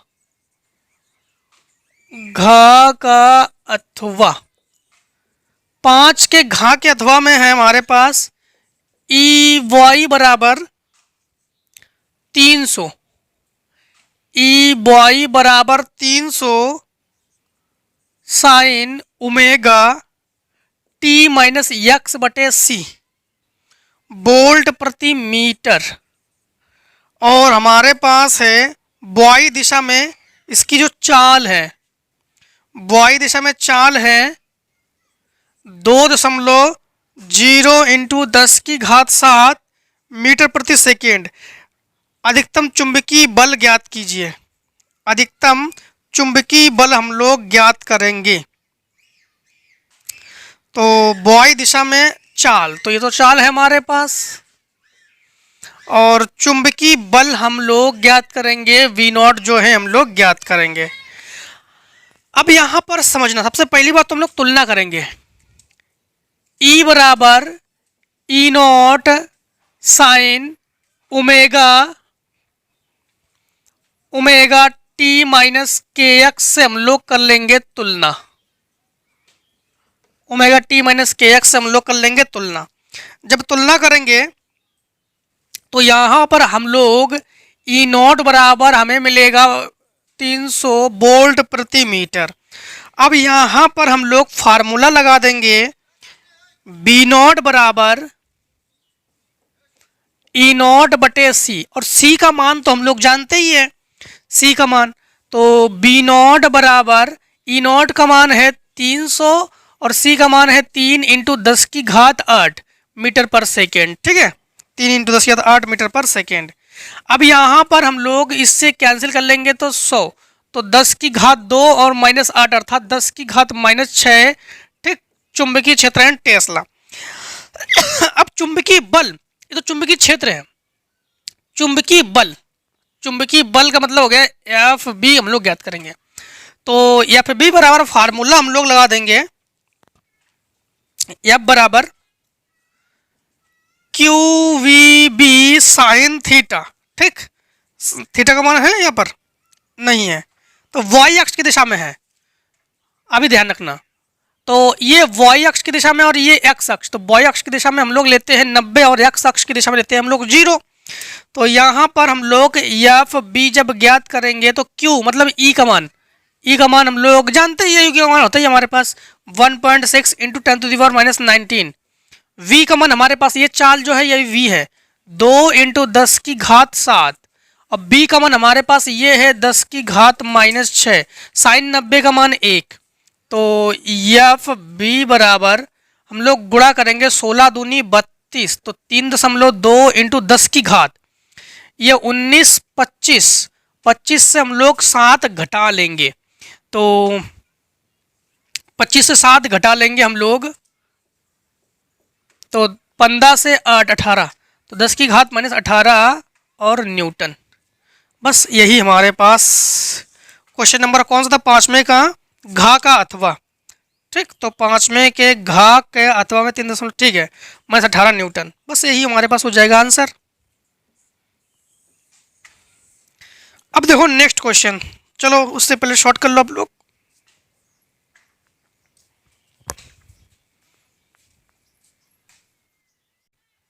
अब देखो हम लोग करेंगे 5वें का इंगिया नंबर। एक हाइड्रोजन परमाणु में 10-50 एंगस्ट्रॉम का परावैंगनिक विकिरण उत्सर्जित करता है। ठीक, देखो 5वें का इंगिया लिखेंगे, 5वें का इंगिया उत्तर 5 और इंगिया। सबसे पहली बात तो ये है कि एंगस्ट्रॉम मतलब ये हो गया आपके पास हाइड्रोजन परमाणु 10-50 एंगस्ट्रॉम का परावैंगनिक विकिरण उत्सर्जित करता है। इस संक्रमण में संलग्न ऊर्जा स्तरों की क्वांटम संख्याएं ज्ञात कीजिए। क्वांटम संख्याएं आप लोग ज्ञात कीजिए। सबसे पहली बात तो देखो लेमडा बराबर हमारे पास 10-50 एंगस्ट्रॉम। ठीक, एंगस्ट्रॉम को कन्वर्ट करेंगे तो लेमडा बराबर 10-50 नहीं 25 इंटू 10 की घात -10, ये हो जाएगा मीटर में। अब हम लोग यहाँ पर क्वांटम संख्याएं के लिए फार्मूला लगाते हैं हम लोग, आप लोग जानते हो वही ई बराबर HC बटे लेमडा। तो ई बराबर एच का मान 6.6 इंटू 10 की घात -34 या 6×4। ठीक है, और सी का मान 3 इंटू 10 की घात 8 मीटर पर सेकेंड। ठीक है, और लेमडा का मान है 10-25 इंटू 10 की घात -10 मीटर। इन सबको आप लोग टोटली हल कर लेना। जब हल कर लोगे आप लोग तो एक काम करते हैं इलेक्ट्रॉन वोल्ट में निकालते हैं, तो 1.6 इंटू 10 की घात -19 ये इलेक्ट्रॉन वोल्ट के लिए है। जब टोटली हल कर लेंगे तो हमारे पास आ जाएगा 12.07 इलेक्ट्रॉन वोल्ट। हमने इलेक्ट्रॉन वोल्ट में हम लोगों ने ज्ञात कर लिया इसे। अब आप लोगों को मैंने ऊर्जा स्तर निकालना सिखाया था हमने लेसन में, तो आप लोग जानते हो कि En बराबर हम लोग जब क्वांटम संख्या निकालते हैं तो उसके लिए फार्मूला होता है En बराबर हमारे पास -13.6 बटे n स्क्वायर इसी प्रकार हम लोग यहाँ पे हम लोग जानते हैं कि प्रथम ऊर्जा स्तर के लिए हमारे पास E1 अपना जो कोर्स की कॉपी है उसमें चेक कर लेना आप लोग, कोर्स की कॉपी में है आपके कंप्लीट में। E1 बराबर आप लोग जानते हो कि -13.6 इलेक्ट्रॉन वोल्ट। इसके बाद E2 बराबर आपके पास -3.4 इलेक्ट्रॉन वोल्ट।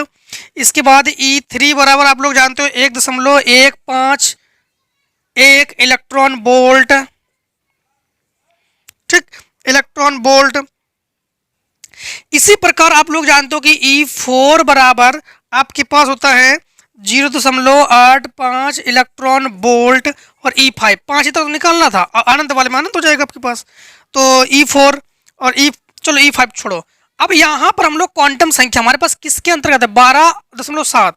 यानी देखो हमारे पास कोई भी दो को हम लोग घटाने पर, हमारे पास घटाने पर, जोड़ने पर हमारे पास 12.07 आना चाहिए। तो हम लोग एक काम करते हैं कि E3 से अगर हम लोग E1 को घटा लेंगे, E3 से समझना, तो -1.15, ठीक, 1.15, और इसको हम लोग घटाना मतलब जोड़ना हो गया हम लोग E1 को। तो ये हो जाएगा आपके पास 13.6। तो एक काम करते हैं, इसको उल्टा कर देते हैं। तो 13.6 और 1.51। तो हम लोग जब घटाएंगे तो समझना, यहाँ पर हम लोग यहाँ से 10 से 9, यहाँ पर 5, यहाँ पर हम लोग 10 से 9, 5 से 0 और ये 12.7। देखो लगभग इसके आसपास है, लगभग इसके आसपास है। तो हम लोग कहेंगे क्वांटम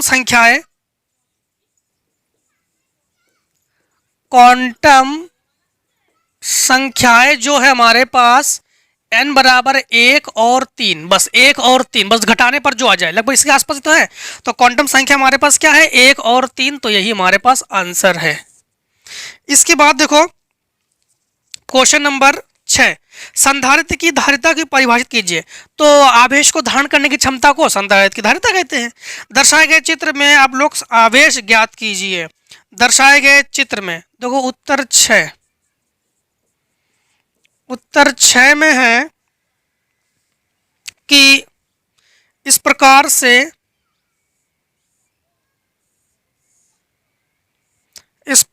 से है आपके पास, यहां पर आपके पास है 12 माइक्रोफैरड, 12 माइक्रोफैरड। यहां पर है 6 माइक्रोफैरड और यहां पर है 3 माइक्रोफैरड और यहां पर है 4 माइक्रोफैरड और यहां पर है आपके पास 10 ओम। इसका कहना है कि आवेश की गणना कीजिए। यहां पर 20 वोल्ट है। जब आवेश की गणना करोगे तो एक काम करते हैं, यहाँ पर हम लोग देखेंगे कि यहाँ से धारा प्रवाहित करेंगे तो यहाँ पर धारा या आवेश प्रवाहित करेंगे, आवेश दो भागों में बटेगा यहाँ पर ना। तो एक आवेश पहुंचेगा यहाँ पर, एक आवेश पहुंचेगा यहाँ पर। तो आवेशों का बटना मतलब ये हो गया है यहाँ पर ये दोनों समांतर क्रम।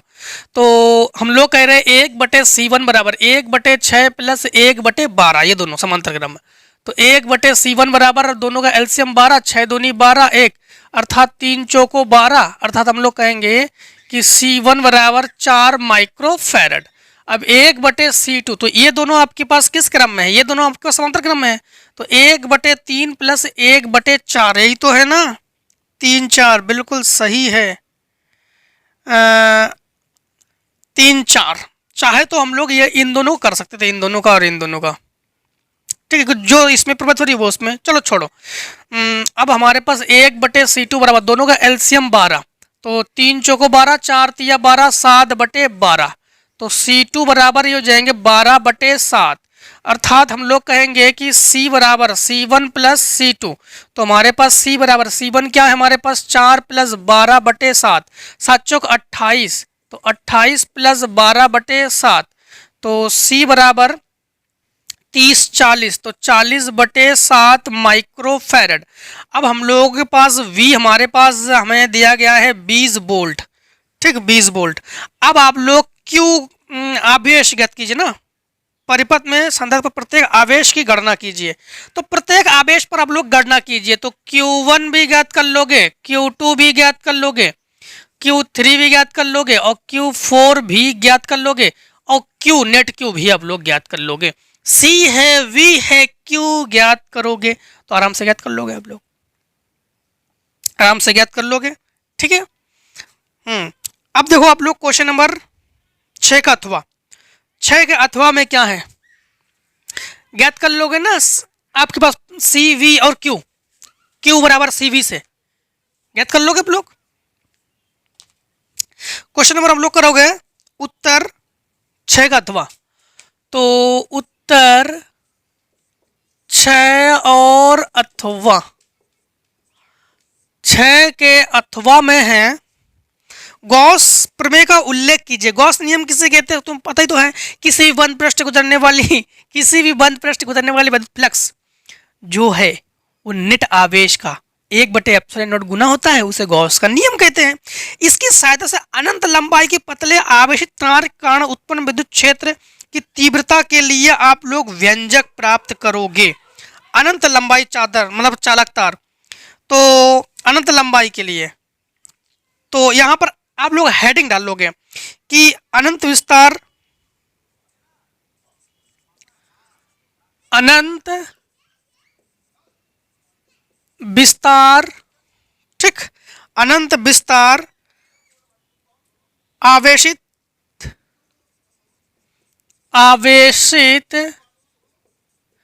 चालक के कारण उत्पन्न विद्युत क्षेत्र।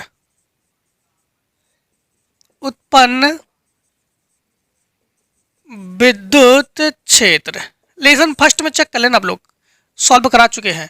जैसे कोई एक चादर है ये, ठीक, इसमें आवेश है, कौन सा आवेश है, धन आवेश है। वही एक चालक है, इस पर कौन सा आवेश है, धन आवेश है। इसके ही पृष्ठ पर बंद पृष्ठ में विद्युत फ्लक्स, कोई भी बंद पृष्ठ आवेश पृष्ठ चाहे जिस प्रकार से होते हैं, वो जो आयताकार हो बेलनाकार कोई फर्क नहीं पड़ता इसमें। इसके पृष्ठ से होकर गुजरने वाले टोटल आवेशों को हम लोग यानी टोटल फ्लक्स, फिर से एक बार, कोई भी बंद पृष्ठ हो उसके अंदर आवेश है, उससे गुजरने वाली विद्युत फ्लक्स रेखाओं की संख्या को, नहीं ऐसा नहीं, फिर से एक बार क्वेश्चन कुछ और है। क्वेश्चन है गॉस के प्रमेय तो समझ चुके हैं। गॉस के प्रमेय किसी भी बंद पृष्ठ से होकर गुजरने वाली विद्युत फ्लक्स जो है वो नेट आवेश का 1/ε0 के गुना होता है। ठीक, ये तो क्लियर है। अब जो है इसमें इसकी सहायता से अनंत लंबाई के पतले आवेशित चालक तार के कारण विद्युत क्षेत्र के चुंबकीय क्षेत्र का व्यंजक, देखो व्यंजक को हम लोग कैसे प्राप्त करेंगे। तो जैसे मान लो कि यहां पर विद्युत क्षेत्र को हम लोग दर्शा रहे हैं, विद्युत क्षेत्र को हम लोग किससे दर्शाते हैं, ई से। विद्युत क्षेत्र को हम लोग किससे दर्शाते हैं, ई से। एक चीज ध्यान रखना कि इसका जो विद्युत क्षेत्र ई है, इसका जो पृष्ठीय क्षेत्रफल है, क्षेत्रफल को हम लोग दर्शा रहे हैं डी ए से। अब देखो इसमें गॉस का नियम लगाएंगे, ठीक है हम लोग। तो गॉस की प्रमेय क्या है, गॉस नियम से, ठीक, गॉस नियम से। गॉस नियम सिंपली हम लोग जानते हैं कि E बराबर, ठीक, फाई E बराबर Q/ε0। इसके बाद हम लोग जानते हैं कि E बराबर क्या होता है, फार्मूला E बराबर, E का मतलब क्या है, विद्युत क्षेत्र। विद्युत क्षेत्र को ही हम लोग ज्ञात करेंगे, यही तो है इसमें।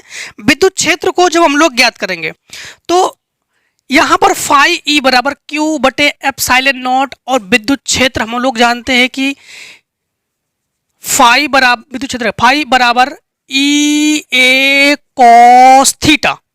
और अगर समांतर हो, समांतर का मतलब क्या होता है जानते हो, समांतर का मतलब है यूं नीचे नीचे। अगर समांतर हो तो थीटा का मान 0, अगर लंबवत हो तो थीटा का मान 90 एंगल। हम लोग यहाँ पर थीटा का मान लेंगे 0 क्योंकि यूं जाएंगे। तो हम लोग जानते हैं कि फाई ई बराबर हम लोग कहेंगे कि EA cos 0, cos 0 का मान क्या होता है 1। अब इन दोनों को हम लोग बराबर कर सकते हैं, इन दोनों को, क्योंकि दोनों फाई ई है। तो ई ए बराबर क्यू बटे एप्सिलॉन नॉट, ई ए बराबर हमारे पास क्या हो जाएगा, क्यू बटे एप्सिलॉन नॉट। हम लोग फाइनली क्या ज्ञात करेंगे, ई ज्ञात करेंगे, तो इसको क्यों ना बटे में पहुंचा देते हैं। तो ई बराबर हमारे पास क्या हो जाएगा, ई बराबर हमारे पास क्या हो जाएगा, क्यू बटे ए एप्सिलॉन नॉट। अगर हम लोग यहीं पर इसको रखना चाहते तो यहीं पर रख सकते हैं, क्योंकि यहाँ पर हम लोग ई को ज्ञात कर चुके हैं। लेकिन अगर फाइनली हम लोग यहाँ पर देख पा रहे हैं कि ये क्या है, कोई आवेशित चादर है जिसमें क्या है, आवेश है, और इसके चारों ओर, आवेश के चारों ओर हम लोग जानते हैं कि विद्युत क्षेत्र उत्पन्न होता ही है, इसके चारों ओर। सूक्ष्म, अगर हम लोग सूक्ष्म पार्ट से ले लेंगे, उसकी बात कर रहे हैं, ठीक है। तो फाइनली अगर हम लोग ई बराबर क्यू बटे ए एप्सिलॉन नॉट हम लोग रखना चाहते हैं तो इसको रख सकते हैं, या तो फिर हम लोग इसको अगर सिग्मा के फॉर्म में हम लोग चेंज करना चाहे तो ई बराबर सिग्मा बटे 2 एप्सिलॉन नॉट, ये कर सकते हैं। आवेश को हम लोग जानते हैं कि आवेश को कन्वर्ट कर लेंगे हम लोग, तो इसको भी हम लोग फाइनली आंसर में रख सकते हैं। ठीक, कर लो शॉर्ट इतने में।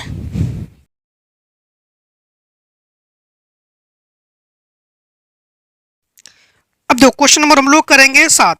चुंबकीय आघूर्ण की परिभाषा दीजिए तथा मात्रक लिखिए। इसका इलेक्ट्रॉन आपके पास 2.0 इंटू 10⁻⁻7 मीटर पर सेकंड की चाल से 0.3 एंगस्ट्रॉम त्रिज्या की वृत्तीय कक्षा में गति कर रहा है। इसके चुंबकीय आघूर्ण की गणना कीजिए।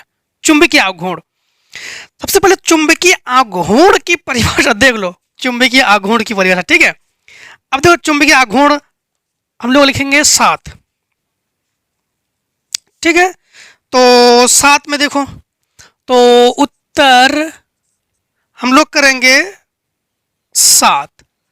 तो उत्तर 7 में हमारे पास है कि एक इलेक्ट्रॉन 2.0 इंटू 10⁻7 मीटर पर सेकंड की चाल से, इसको लिखेंगे हम लोग v से, तो v बराबर 2 इंटू 10⁻7 मीटर पर सेकेंड की चाल से, और त्रिज्या को लिखेंगे हम लोग r से, तो 0.3 इंटू 10⁻10 मीटर त्रिज्या, ये चूड़ी क्या नाम, त्रिज्या की वृत्तीय कक्षा में गति कर रहा है। इसके चुंबकीय आघूर्ण की गणना कीजिए। m बराबर हम लोग लिखेंगे क्वेश्चन मार्क, ठीक। अब देखो यहां पर हम लोग जो है फार्मूला क्या यूज करेंगे, फार्मूला यूज करेंगे हम लोग। सबसे पहली बात तो है Q बराबर हम लोग जानते ही है 1.6 इंटू 10⁻19 कूलाम। ये तो Q का मान है जो कि हम लोग पहले से ही जानते हैं। अब यहाँ पर हम लोग चुंबकीय आघूर्ण को हम लोग लिखते हैं यम से, ठीक। यहाँ पर समझना आप लोग, समझना थोड़ा लोग। सबसे पहले तो हम लोग I बराबर हम लोग फार्मूला जानते हैं Q बटे T, ठीक। इसी के अकॉर्डिंग हम लोग थोड़ा सा बना लेते हैं इसको, Q बटे T, यहाँ पर कैपिटल T लेंगे। हाँ, अब कैपिटल T बराबर हम लोग जानते हैं ये आवर्त काल है, और आवर्त काल बराबर फार्मूला होता है 2 पाई R बटे V, 2 पाई R बटे V। तो यहाँ पर I बराबर QV बटे 2 पाई R। अब समझना यहाँ पर I का एग्जैक्ट मान हमारे पास है क्या, नहीं है हमारे पास, तो I का मान तो हमारे पास नहीं है। Q का मान हमारे पास है क्या, Q का मान हमारे पास है 1.6 इंटू 10⁻19। V का मान हमारे पास है 2 इंटू 10⁻7 प्लस में, और 2 पाई इंटू R का मान हमारे पास है 0.3 इंटू 10⁻10। अब पाई का मान रखो ना रखो बात देखते हैं। पाई का मान 3.14 हम लोग रख लेंगे। अब m बराबर फार्मूला लगा देंगे IA, ठीक। m बराबर IA, तो m बराबर IA से, ठीक, ये फार्मूला है। तो यहाँ पर m बराबर तो हम लोग ज्ञात कर रहे हैं ना, m बराबर ज्ञात कर रहे हैं, तो m बराबर I का मान क्या है हमारे पास 1.6 इंटू 10⁻19 इंटू 2 इंटू 10⁻7 बट्टे 2 पाई 2 इंटू पाई इंटू 0.3 इंटू 10⁻10। अब ए का मान हमारे पास कहीं नहीं है, ए का मान होता है पाई R स्क्वायर, ठीक, ए का मान होता है पाई आर स्क्वायर, जो कि ए का मान है। तो ए की जगह पाई इंटू आर, आर की जगह हम लोग क्या लिखेंगे, आर की जगह 2 बार लिखेंगे, 0.3 इंटू 10 की घात -10 इंटू 0.3 इंटू 10 की घात -10। ठीक, यहाँ पर हम लोग पाई से पाई को कर लेंगे कैंसिल, 0.3 से 0.3 कैंसिल, 10 ये घात कैंसिल। अब हम लोग गुणा कर लेंगे, तो यम बराबर हमारे पास 16 दूनी 32, तो 16 दूनी 32, 3.2 इंटू 0.3 ये इंटू 10 की घात ये 9 नहीं ये 19 और 10 -29 से हम लोग 7 घटा लेंगे तो -22, तो -22। ठीक, कोई छूटा तो नहीं, कोई नहीं। तो यम बराबर 3 दूनी 6 और 3 त्रिका 9, तो 0.96 इंटू 10 की घात -2, दशमलव हटा के 2 जीरो बढ़ा लेंगे, 1 जीरो यहाँ पर दशमलव, तो यम बराबर 9.6 इंटू 10 की घात -23। कौन सा क्वेश्चन था, क्वेश्चन नंबर 7 है ना आपका, क्वेश्चन नंबर 7। तो 4.8 है इसमें, हाँ 4.8 तो है, ये दो यहाँ पर है तो सही है, 2 ये छूट गया था ना, तो 2 चौको 8 और 2 टेसवा, ठीक है। तो यम बराबर 4.8 इंटू 10 की घात -23। ठीक, ampere metre square, ampere metre square. अब ये हो गया आपके पास आंसर। अब देखो हम लोग करेंगे क्वेश्चन नंबर 8। क्वेश्चन नंबर 8 में क्या है, तो लिखेंगे हम लोग उत्तर 8, उत्तर 8। ठीक, उत्तर 8 में है कि हमारे पास इस प्रकार से परिपथ है, ये प्रेरकत्व है, ये प्रतिरोध है, ये धारिता है।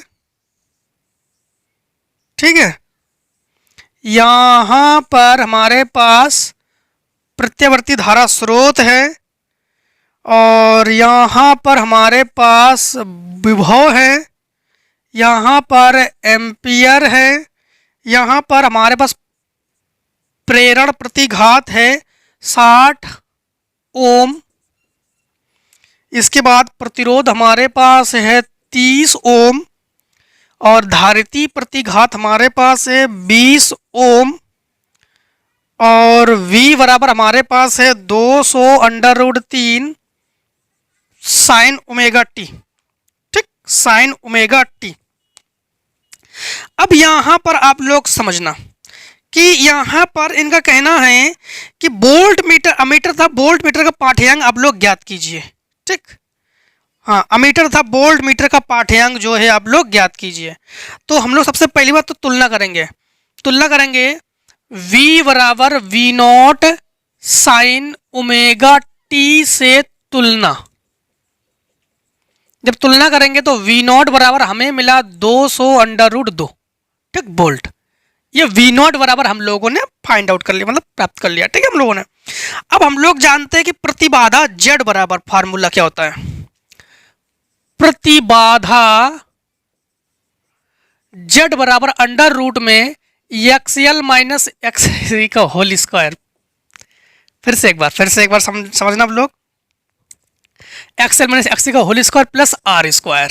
ठीक, यहाँ पर मान रख के हल करेंगे हम लोग, तो यहाँ पर Z को प्रतिबाधा कहते हैं, XL माइनस XC, तो XL माइनस XC, तो ये 60 में से 20 घटाओगे तो आप लोग 40, तो 40 का वर्ग ये हो जाएगा 1600 और R हमारे पास क्या है 30, तो 30 का वर्ग ये 900, तो Z बराबर ये 2500, अर्थात हम लोग कहेंगे Z बराबर 50 ओम।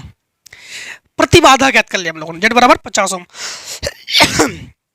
यहां पर हम लोग फॉर्मूला लगा देंगे अमीटर का पाठ्यांक के लिए ना, I बराबर V0 बटे Z, I बराबर V0 बटे Z, तो यहां पर I बराबर V0 बटे Z।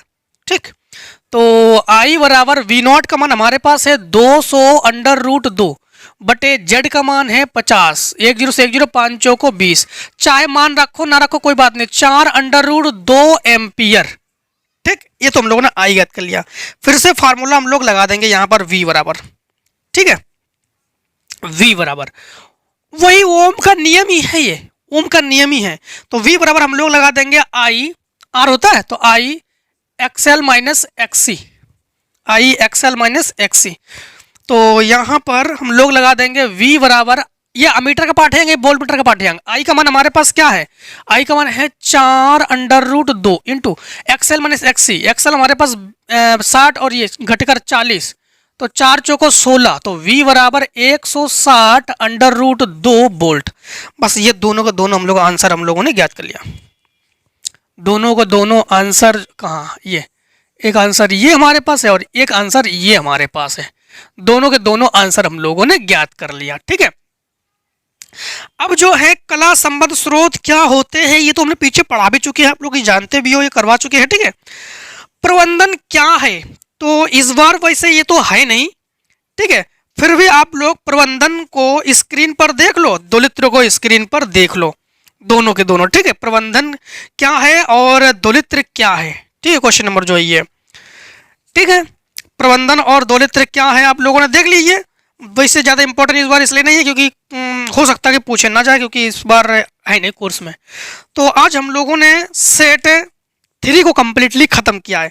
हो सकता है कुछ क्वेश्चन को स्पीड में ख़त्म किए हो, ठीक है, या स्पीड में हमने आपको समझाया हो, या कुछ हो सकता है आप लोगों को लगा हो। तो जिस क्वेश्चन में वो लगा कि स्पीड में हो या ना समझ में आए, तो उस क्वेश्चन को ना आप लोग कमेंट सेक्शन में कमेंट कर देना।